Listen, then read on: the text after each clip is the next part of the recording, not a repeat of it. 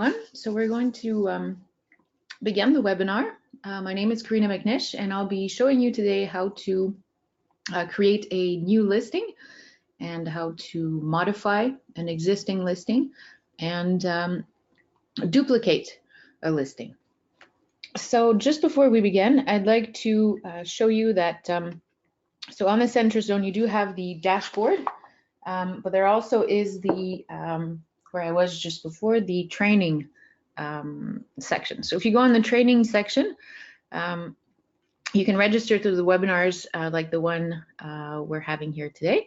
So all the webinars that are offered by CentraStar here. So you can click on webinars and then you can select the tool that you are interested in and then the language. So maybe you've registered this way before, but for the webinar today, but for people who aren't, who didn't register this way, this is one way to access the webinars.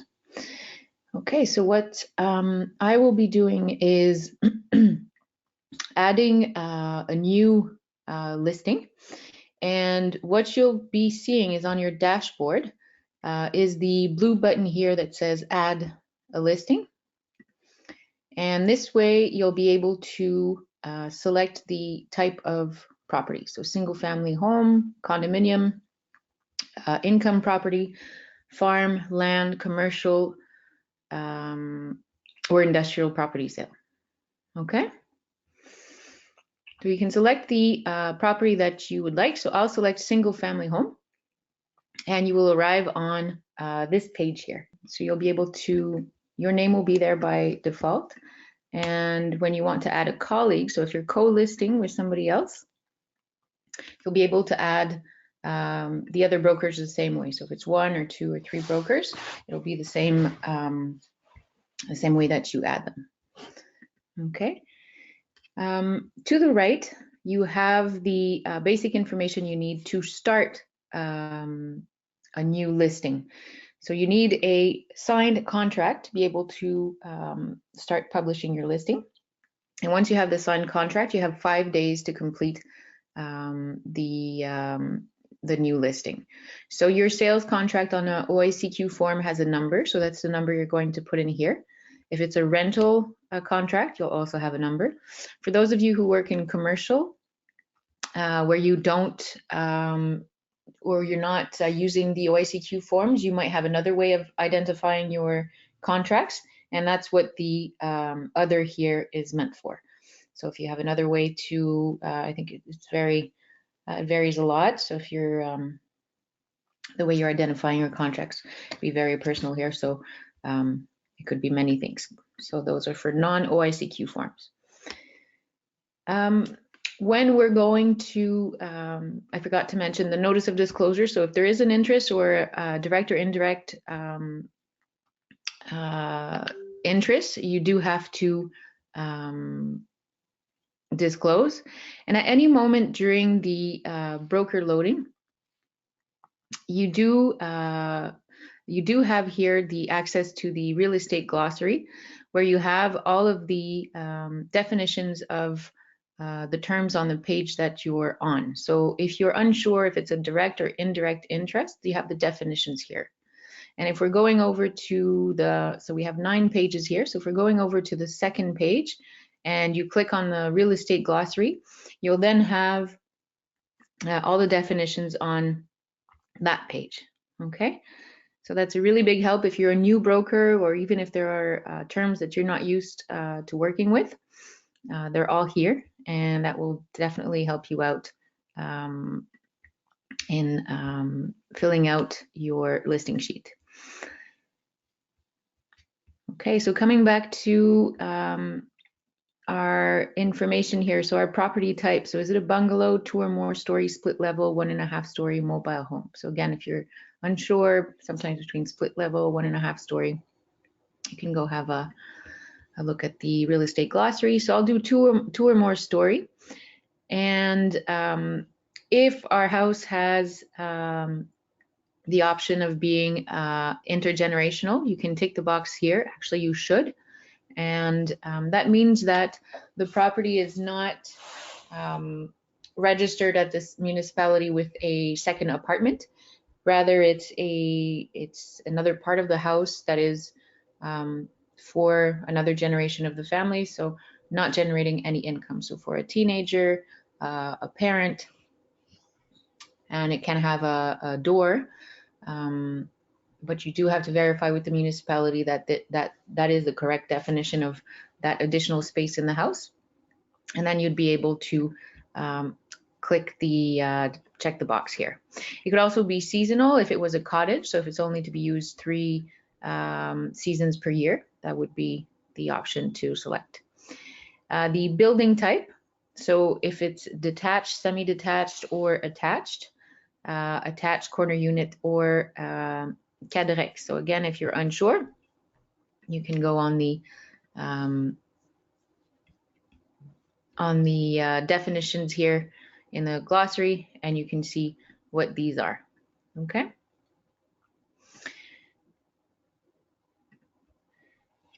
So I will do a detached. I have a sale price here that I've determined in my sales contract. Now, is it a new construction? Is there GST, QST, or commercial? So if it applies, tick the box. It'll calculate the taxes. There's also the option to check the box for trade.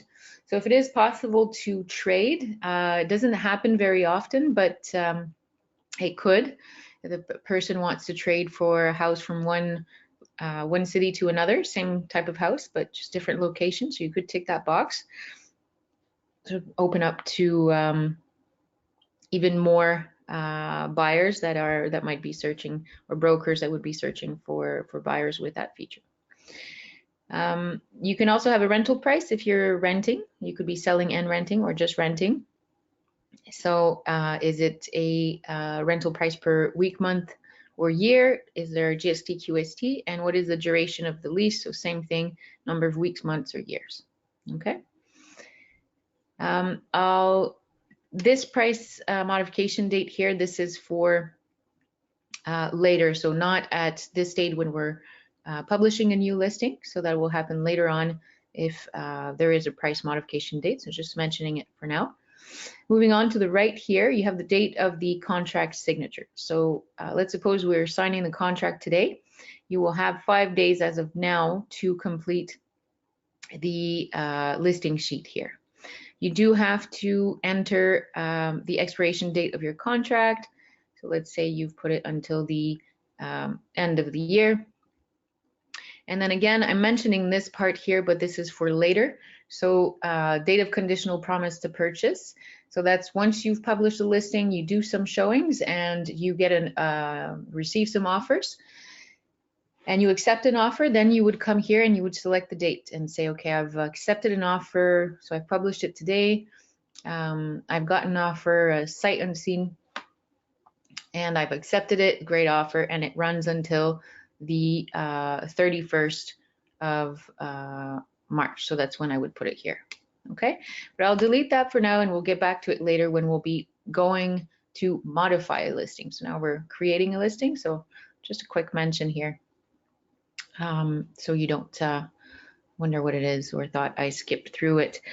So the compensation here is what you've determined in your contract for the collaborating broker. Now, could it be a fixed amount? That's also possible. And for rental, is it a lump sum or variable compensation? And is there a lease renewal compensation? So that often happens for commercial leases. And then any other information you would need to declare. Okay. And then here, if you could please enter if you've gotten in contact and retrieved this client from a for sale by owner website. Okay, so it could be one of these, yes or no, and then select which one. And that would give Centra some stats on how many listings are being transferred from for sale by owners to brokers. Okay. Here, so broker's declaration on the right, you must indicate yes when the seller has received the right to sell their property themselves or when there is an indication of a designated client in the brokerage contract. So that's pretty simple. So let's hope we always are always able to select no. If not, then select yes. Publication on internet means that it's not a private listing or a pocket listing, we might say. You do want it for sale on centris.ca and Realtor and all the other agency websites. So that's what it is. There is a possibility if you have maybe a very famous client who doesn't want their property to be on the internet everywhere, then you might not want to do publication on internet. That might be one of the situations. Okay.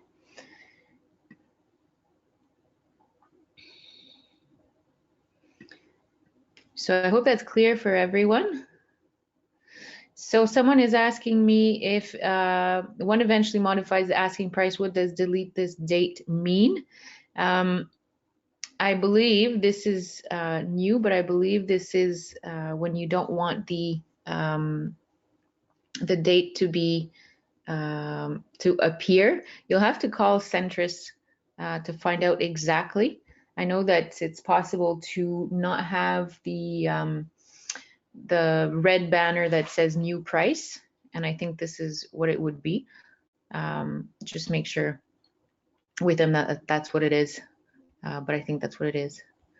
Okay, so before you move over to a second page, I always recommend that you save. So I will save, and now you have the notification I mentioned before where it will tell you have 5 days to complete your listing. So you have until the 21st of March, 11:59 to complete. So you can, if you want, for extra, to be super sure that everything is saved, you can write down the number that you have here. But what will happen is it will be in your incomplete listings in your dashboard. So I'm in a training environment here, so I don't have it. But if I go in incomplete and I was a broker, you would have your incomplete listing here, which you could access and then complete later on. So it does take a bit of time to fill in the to publish your listing. So you do have 9 pages, so you could start it and then pause and come back later and continue. Just select your incomplete and continue to modify it or fill it out. Okay. So here you have to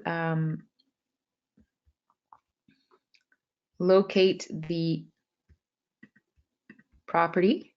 So for my example here, I'm using this location. And you have to fill out the postal code. Cross street isn't necessary. Name of body of water either. Private street only if it applies. Apartment only if it applies. Sometimes the streets aren't registered here. It doesn't happen often, but you could select other. And then you have to set the location of your listing. So it's usually pretty right, but if ever it isn't, you can move it, move the location here according to its exact location. And then you can hit confirm. You do have to put the cadastre number, the certificate of location. So if you do have one, make sure it isn't simply your vendor that mentioned that they had one.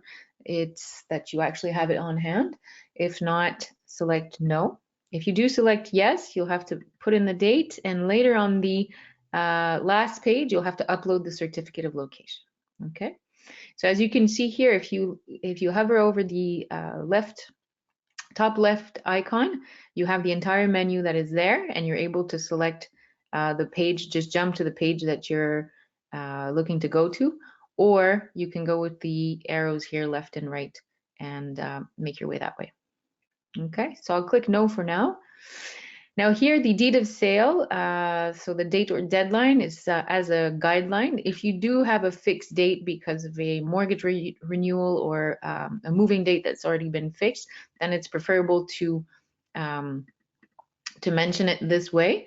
If it's flexible, your vendor's dates depend on the sale of the property, then typically people would put 30, 60, 90, or 120 days after an accepted promise to purchase.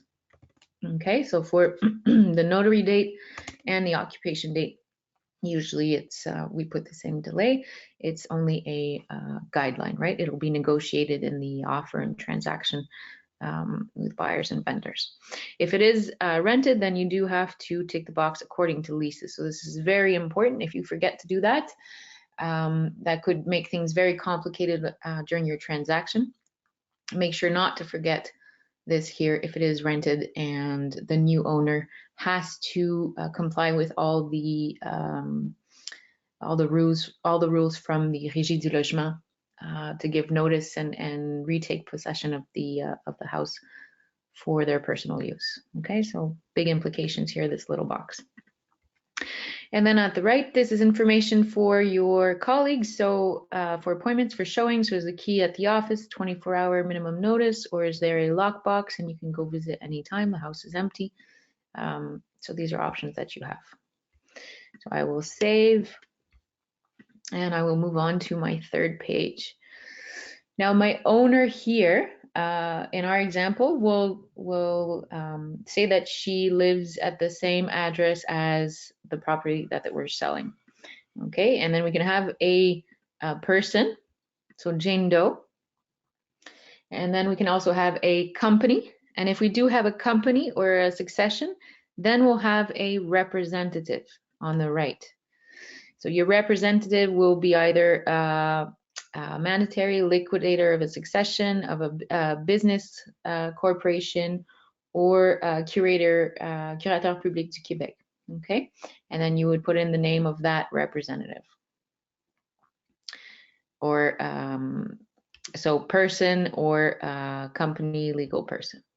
Now that is not the second owner. Okay, so if you want to add the second owner, you would click on the plus, and now you have owner number 2 with representative number 2, and you fill in the same information. Okay, so I'll go for 1 just for now. So we've entered, so that disappeared. So there you go. We have Jane Doe who lives at the address of the house that we are selling, and their email. You are not obliged to put in the email, but what you do have to put in, because this is information that will be in the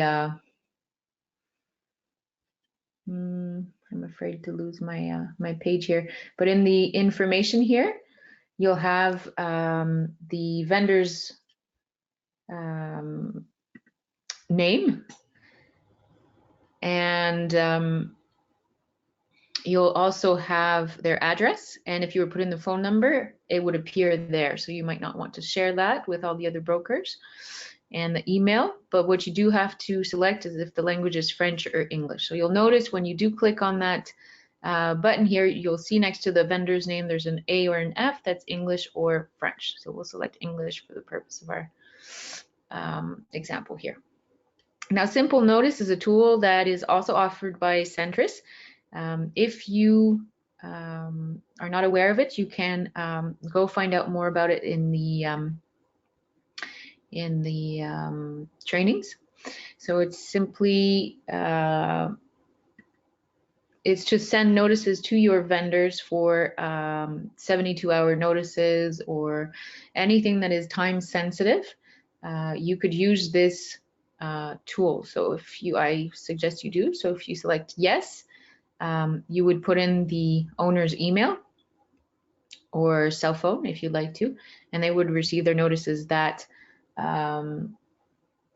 that the conditions are fulfilled and the sale is complete, or they aren't, and all sorts of notices that you could receive in a transaction. Okay, if not, simply select no and don't put in an email.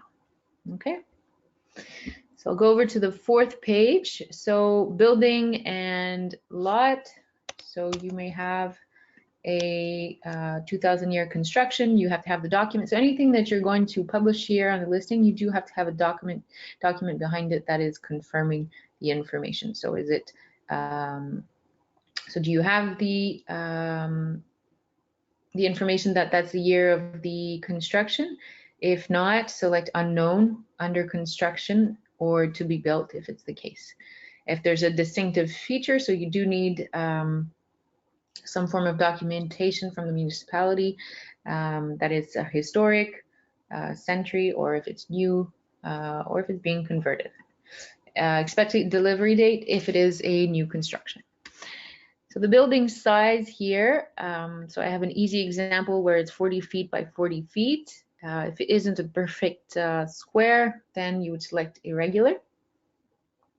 And the building area, so at ground level, you would have 1,600 square feet. And the living area, I said my house was 2 levels, so it's 3,200 square feet. And this is something, these are informations that I've gathered from my certificate of location, right? That is the only document I can refer to for living area. The lot size and the lot size as well. So here I have 60 by 100 feet, and then I could put irregular as my lot is probably not a perfect rectangle. And the zoning here, so which zoning is it? And make sure to verify with the city that that is the correct zoning. If it's a repossession, so sale by judicial authority or none, you do have to declare. So you do have to select one of the answers. If it's sold with legal warranty or without legal warranty, you do have to specify for the brokers, the older brokers. Before we were only doing a notification, we were taking out the legal warranty. Now we do have to say if it is included or not, which is better, less mistakes. Now, normally we always have a seller's declaration, so you would click yes here and enter your seller's declaration form.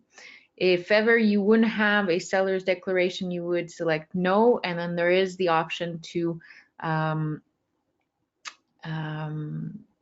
declare a few things here with the options that you have here, and then in other seller's declaration.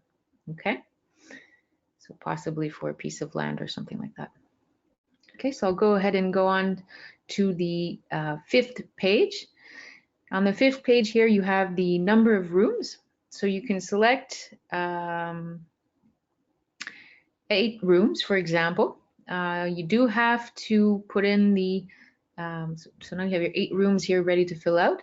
Before you do that, you do have to put the total number of bedrooms, which would be 3, and then possibly 0 in the basement, and 1 bathroom, 1 powder room.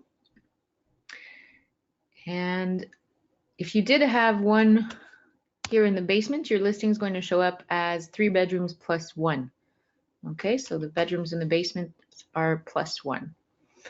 Now the level here for the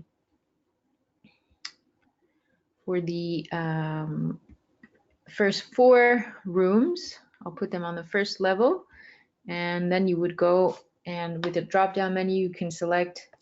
You can scroll down through them or just punch in the first letter just to, at least here I want living room, but I'm in the L's, and then I could D for dining room, and then I could do powder room, so P, and there you go. And then second level, I will put my 3 bedrooms and a bathroom.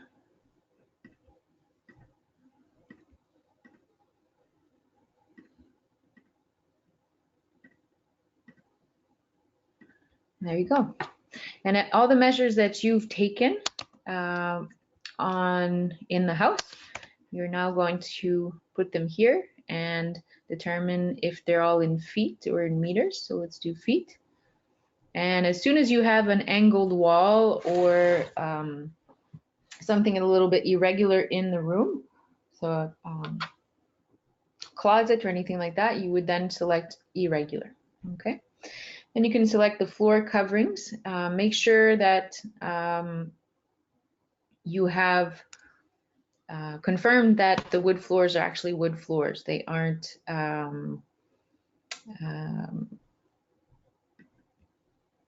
engineered wood floors, well, that would work, but make sure it could be really good, really good imitation wood, and but it wouldn't be wood. And if you're selling a house and you're declaring that it's wood, then the buyer could sue you for false information. So make sure it's actually wood. And so you can do that for each room. If there's a fireplace and stove, you would tick the box. And then in the additional information here, the type of information you put in there is maybe view view of the lake, or here ensuite bathroom, and different little features that you would like to add to each bedroom. You would put here in English and in French. And the additional space, so these are pretty much outdoor spaces. Please do put in the balconies. So the balconies, often the sizes aren't there, but if there's a really big balcony, it could be really appealing to a buyer. So solarium here, not exactly outdoor, but almost. So those are the type of additional spaces you could have, as well as a garage. So we'll put in a garage here. It does not mean that if you've added an additional space here as a garage, that your listing will come up with a garage if somebody searched for it in Matrix, if a broker searched for it, or in Centris. You do need to have to tick the box later on in the description of the property that there is a garage. So we'll see that in a minute. If here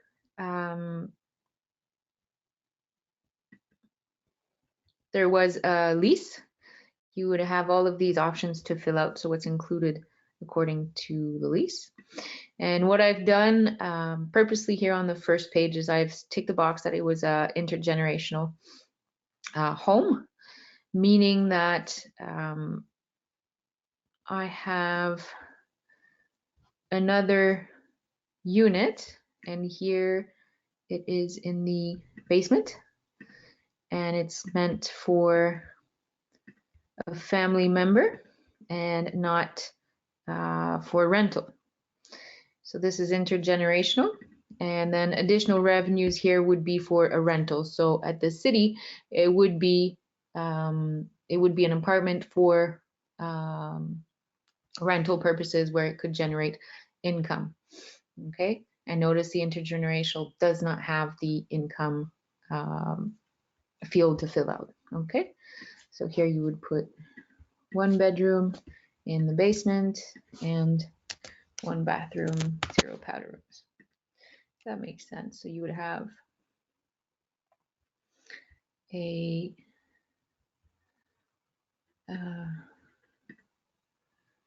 living room, kitchen, and bathroom. Actually, like instead of living room, I'll add another room here. Okay. We'll do living room, and then we'll have a full separate bedroom. Same thing, put in the sizes and the different descriptions as the rest of the house up here. Okay, so now your listing will be very clear. There's going to be the house, and there's going to be a second section on your detailed sheet where you're going to see the basement section with the intergeneration. So moving on to the 6th page, you have the information for the taxes. So make sure you have the most recent copy of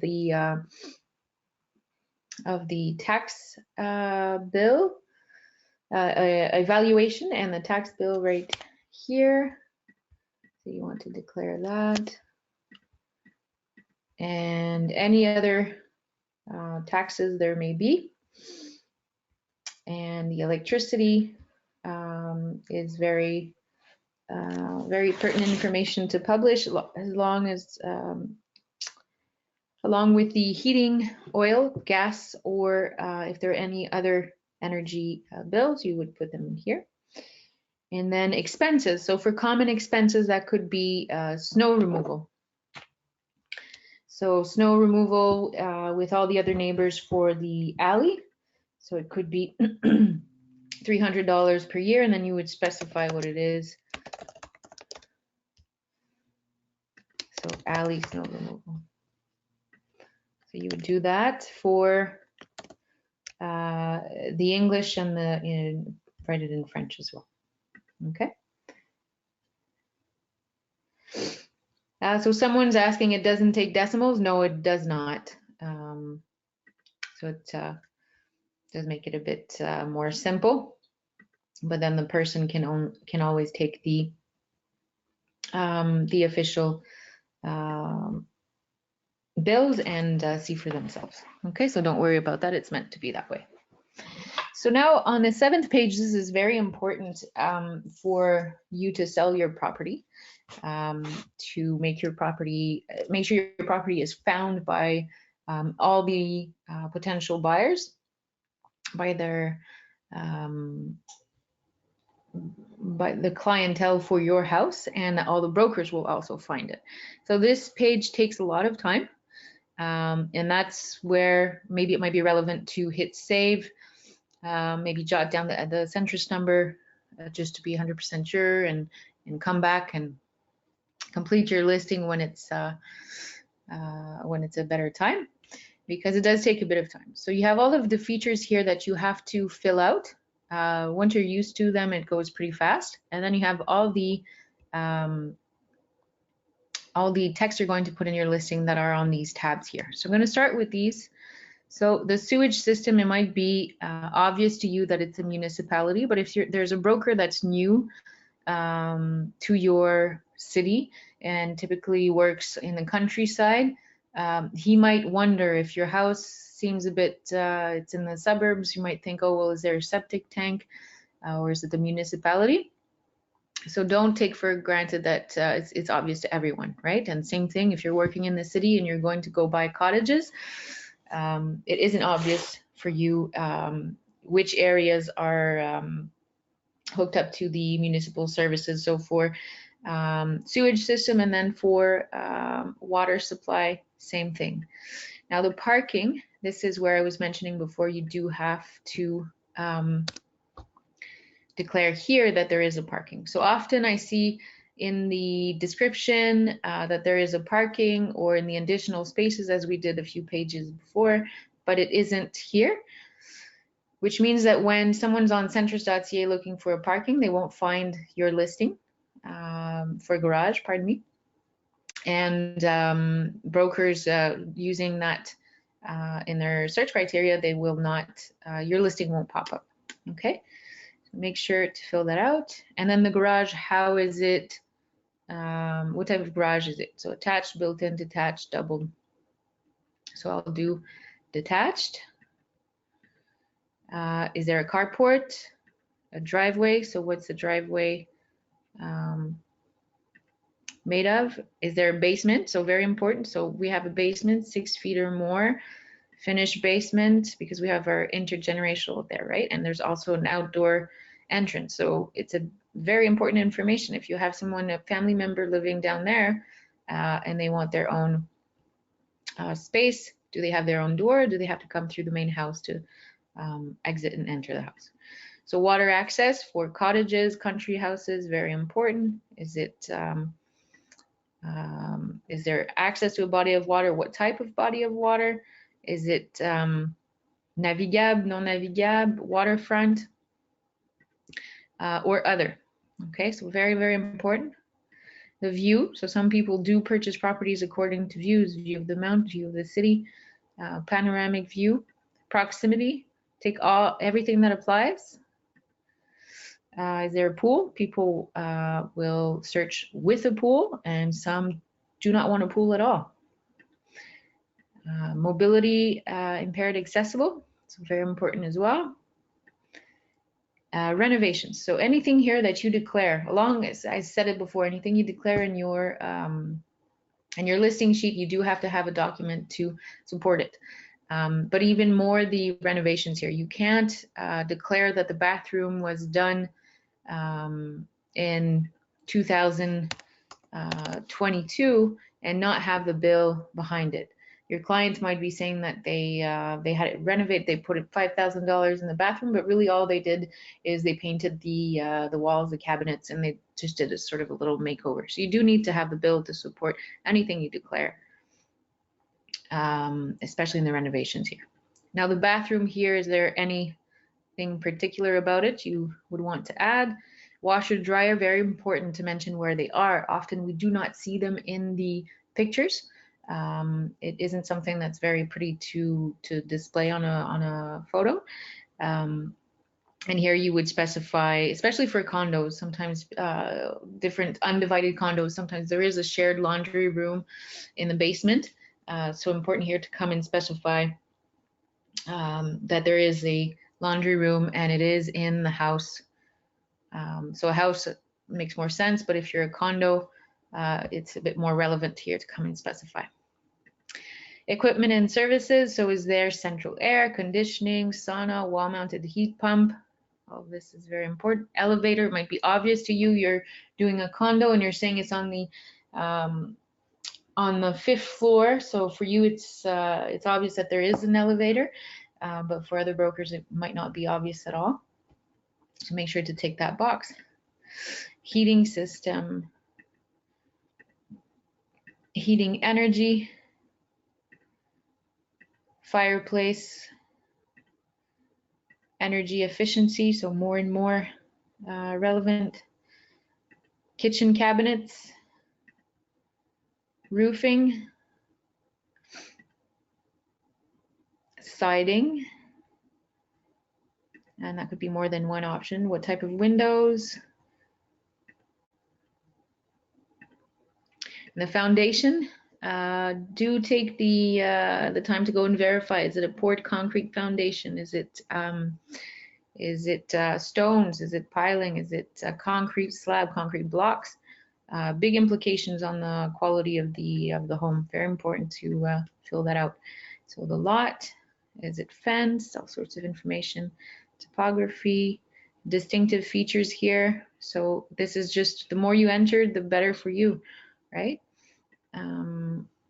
And rented equipment. So anything that is renter that the buyer has to or could take on, and buildings to distinctive feature, and any restrictions. So these are quite important. We had the laws for smoking in condos here was a big deal a few years ago, so that changed a lot of things for people. People had to move out.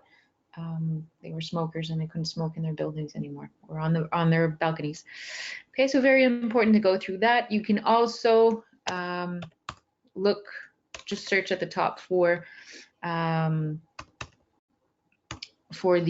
feature that you would like to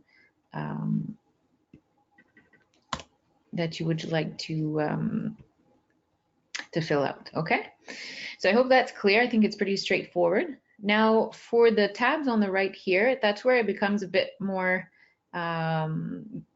ambiguous for brokers. So it's very important to understand what these are and how the information you put in will appear on in different places. So on centris.ca,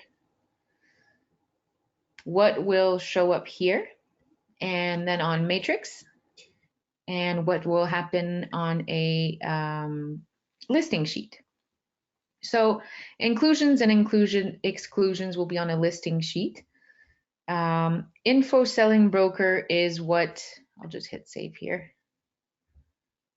All right. Info selling broker is the information that will be only for between brokers. So only completely private between real estate brokers. No one from the public will see the information that goes here. Everything else the public will see. Okay. So remarks broker, remarks public, and addendum. So I'll show you the difference.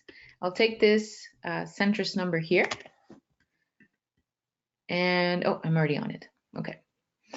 So this listing here has a broker remarks, which is exactly the same as the description on the centrist website, or if we go on the Engel and Volker's website, the elevator pitch or sales pitch that you'll have on these all these websites will be the remarks public. Okay. The thing is that the remarks public and remarks brokered are the exact same length, so 650 characters. So what people most of the time they do is in the listing here. So I'll just copy paste this. So I'll take this out. So most of the time what brokers will do is you'll have the broker remarks, sorry, which are these here. So it's still your, sales pitch, elevators pitch. When a broker is looking at the listing, that's what they'll see. And when this listing is printed and handed out to buyers at open houses, showings, they'll also be seeing this. So it makes sense. But then what will be online on all the sites, you only have so many words you can put, is going to be the same thing. You can make it, you can do two different descriptions if you want. The option is there. But when you go on remarks public, you have the option here, enter remarks, which copies the broker remarks. Public remarks will be, typically they're the same. You could, if you want, do something different. I'm just not seeing why, or never seen why you would have a different description. Where it is different is the addendum. And the addendum, you have 3,000 characters where you can explain a lot more about, often it's the surroundings of the house. So here we have, so it's a specific builder. So construction, André Rousseau. And then here, so this is the development where I'm guessing there's multiple houses that have been built in that area. So a new development, and then some extra information here. And then you have a lot of listings that you'll have where you'll have a lot of information about bike score, walk score, schools that are nearby. So in the features, so I mentioned, so the sewage, you want to tick, municipality, foundation, poured concrete. So you see these people here, they've filled it out pretty well. Often you see these features here, they're all empty. Okay, you have the garages here and the driveways. All of the features that we're doing here is what you'll see here. So it's very useful to see here that there's a basement 6 feet or more finished with an outdoor entrance. Okay, it has great value, so make sure it is there. But if you do enter that there's a garage here, you have to mention that there's a garage there, okay? But in addition to, so what I was getting at is the, you might say here that it's proximity to bike paths, CEGEP, cross-country skiing, daycare, and all of that. So those are things that you can, boxes that you can tick in the features here. But here you might want to describe which cross-country skiing path, which park, which, is it a national park? Is it one of the best elementary schools? Is it a Montessori? Is it, so this is a lot of the information that you'll have in the addendum. And then you can do, since you have you have 3,000 characters, you can put different styles in your addendum. So here we have something different. So no addendum here. This is, I'd like to find one. But some people will put stars. They will put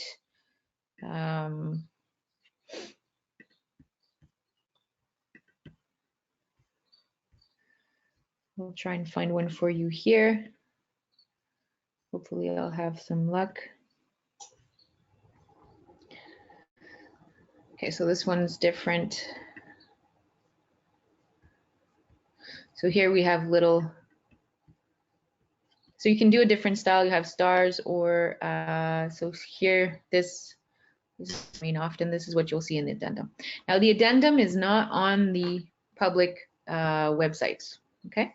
So as you can notice, what we have on the here, the description, it's pretty brief. We have the pictures, the description, and if we were to go, usually on the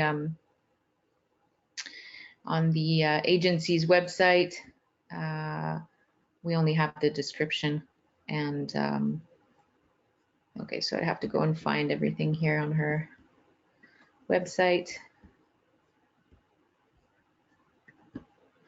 But the addendum doesn't usually appear. Okay, so they've put everything there and they've put even more. Okay, but typically on Centris Realtor MLS, you have the description,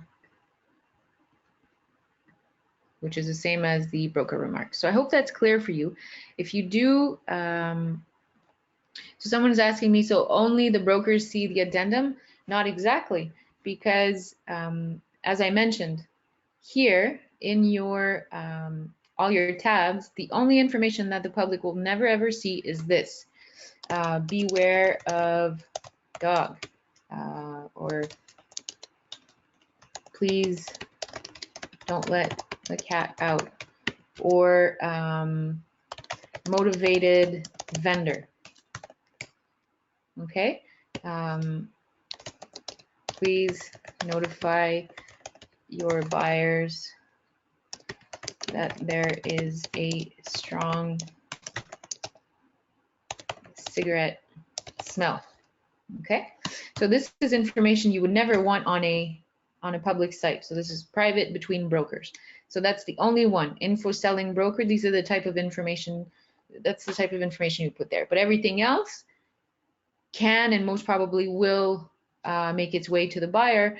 And to answer your question, the addendum would, because as soon as you print or email the detailed sheet, usually during an open house, or if you're handing out, sending the detailed sheets to your clients by email or by text message before your round of showings on this Sunday, they're going to have the detailed sheet, and on the detailed sheet, the addendum is there.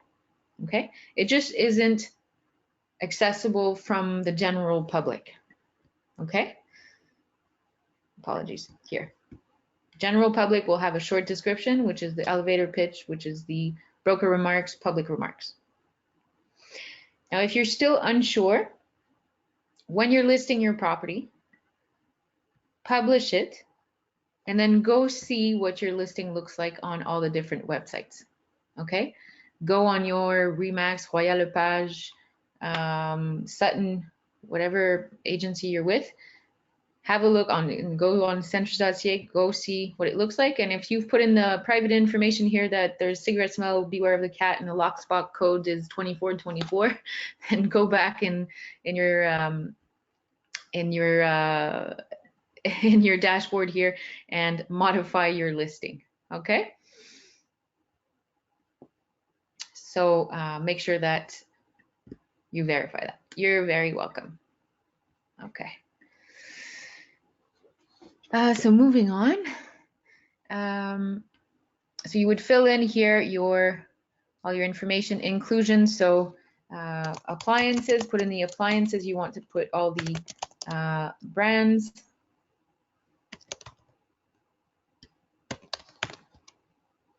So 5 appliances, all LG. If you're exclusions, you could put light fixtures and French and English. And then take your time to have a compelling description here, and then even more in your addendum. Okay, so I'm going to hit save, and then move on to the 8th page.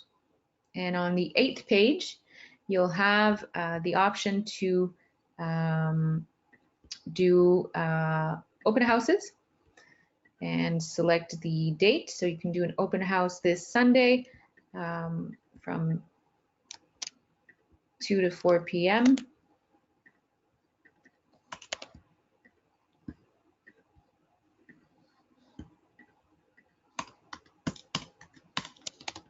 2 to 4 p.m. And any other comments?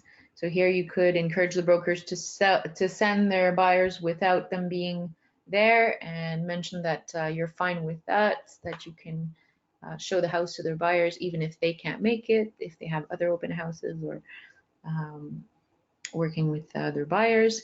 Then you could also add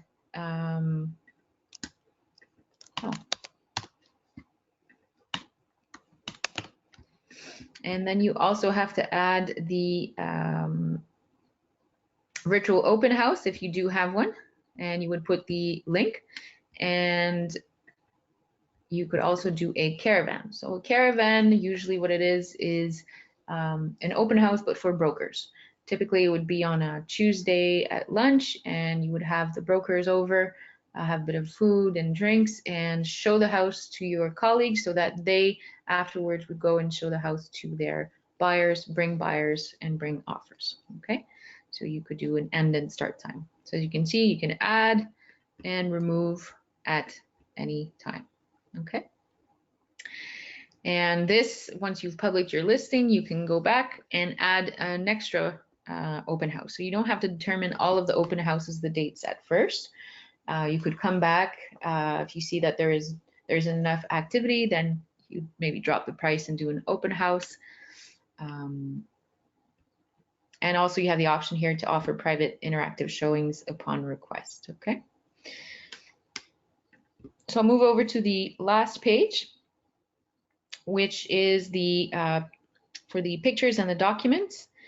So you have to make sure that you have the authorization to use these pictures. So you can't take the pictures, screenshot the pictures from a previous listing.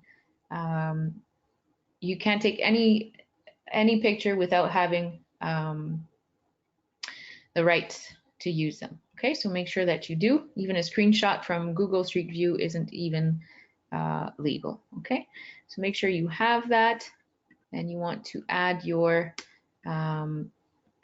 picture and upload. So let's see, you have 24 pictures. I have one here, and when I have my picture, I would then put a description, and in front I could do a small description. I could say a new frontage or something like that. If it was upside down, you can turn it here, you can delete it. And if you have 24 pictures, you'll be able here to move your picture over to the second picture, third picture. You'll be able to move them that way, or move them left and right, so you can change the order. Make sure you put your pictures in an order that makes sense, so as if you were walking through the property. So usually you walk in, you have a living area, kitchen, dining room, then maybe a powder room, then you have the upstairs and the bedrooms and the bathroom, and then the outside. So something like that. So ideally you want it to make sense, and you can always add more photos. So if you do have virtual tours, you add the hyperlinks here.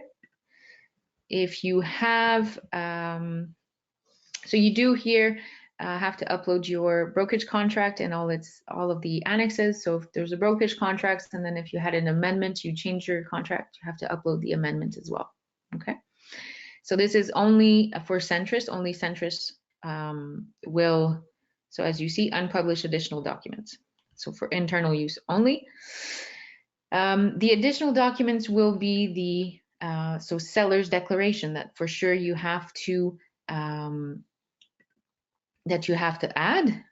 So I will do, I'll just put a random document here, and I'll add it here. And what will happen is it will appear without a description, and then I'll have to select what it is. So you'll select seller's declaration, and then you have to put the date that it was signed. So seller's declaration has to be signed just before a contract, according to the OICQ, so a few minutes or something like that. And then a description isn't necessary because it's a seller's declaration, right? If we had ticked the box that we had the certificate of location, you also have to upload the certificate of location in that case. Now, let's say, for example, you have a roof repair or replacement bill, and you want to put it on matrix. Ideally, you want to put as much information as possible on matrix so that the buyers and the broker will look at all the documents before making an offer, and they might not make you an offer that is conditional to viewing all of those documents, especially if you're selling condos. So the 3 years of minutes, so financial statements and so the minutes, the condo associations, the co-ownership declaration, if you can upload all of that in Matrix, that's ideal, right? But then you might have these other documents like roof repair, and then you would put it under other, and then you would type in roof replacement or repair. And that's when the description is useful, okay? And then I would be ready to submit the listing. So wait and see what happens here. So as I'm doing a training with you, I haven't filled out everything. I have a lot of mistakes, but most likely when you'll do your first listings, if these are your first listings, you'll have as many mistakes, which is completely normal.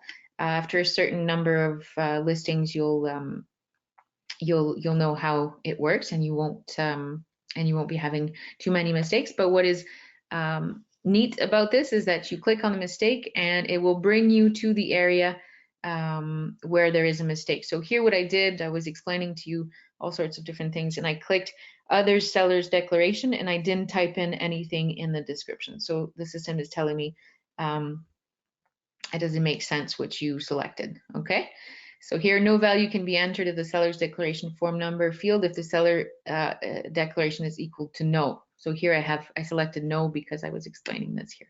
So I'll do this, and that will resolve that mistake. So I'm down to 32 errors.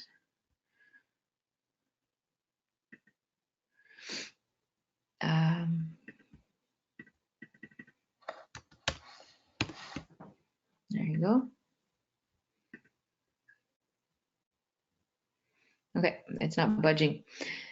You get the idea. So here, if I did a description in English, I also have to do it in French, okay, and so on. So I won't go through all of them, but it's pretty easy.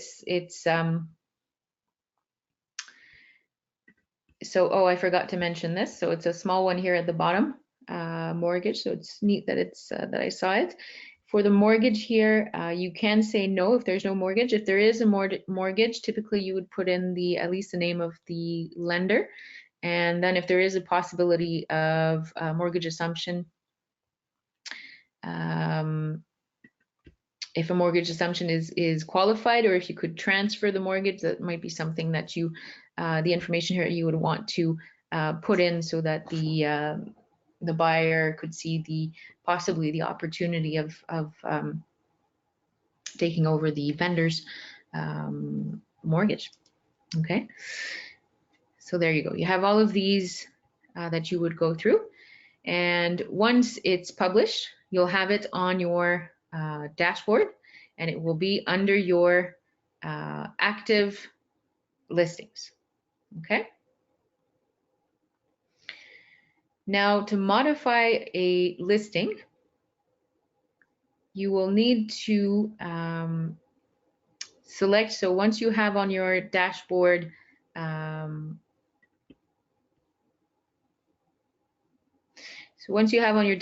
listing, you'll have 3 dots on the right.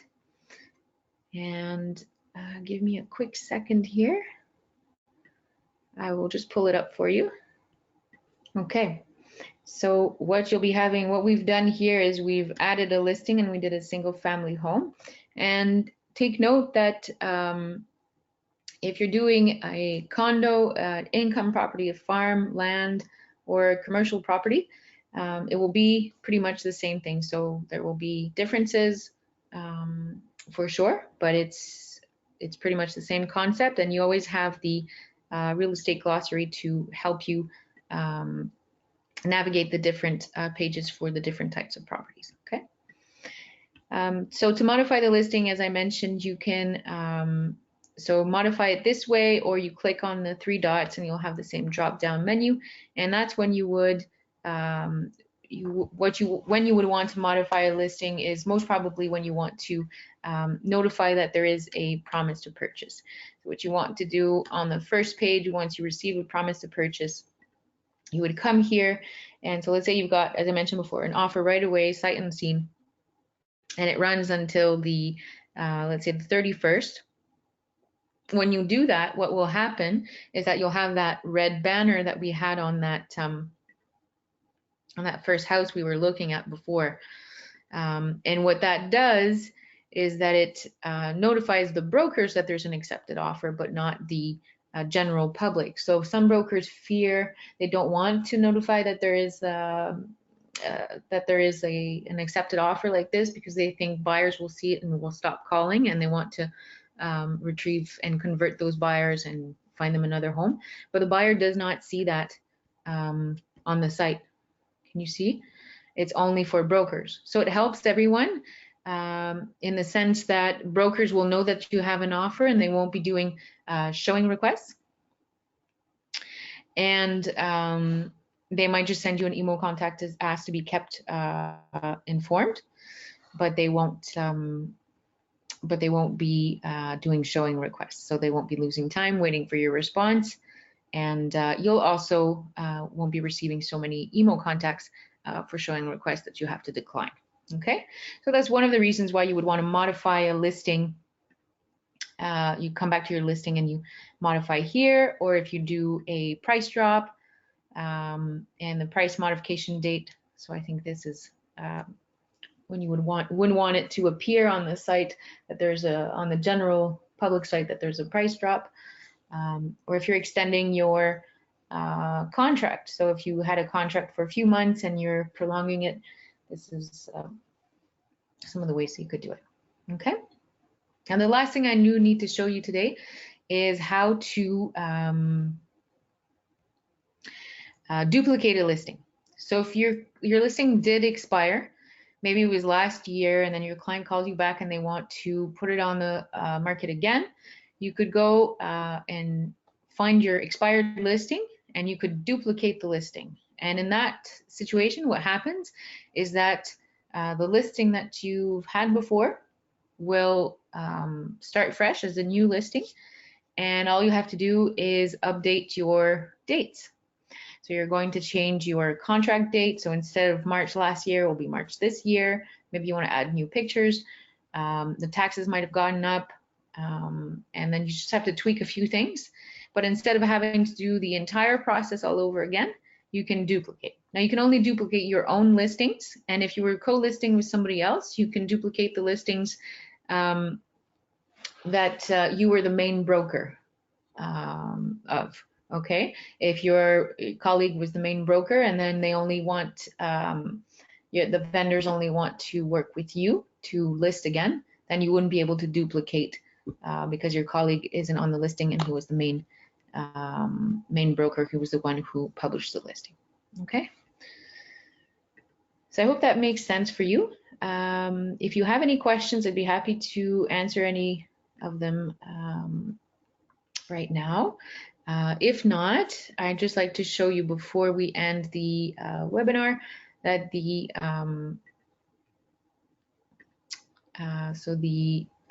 trainings are in the training section here, and this is where you can access the webinars, and then also the Centris contact information up here on the right, and they can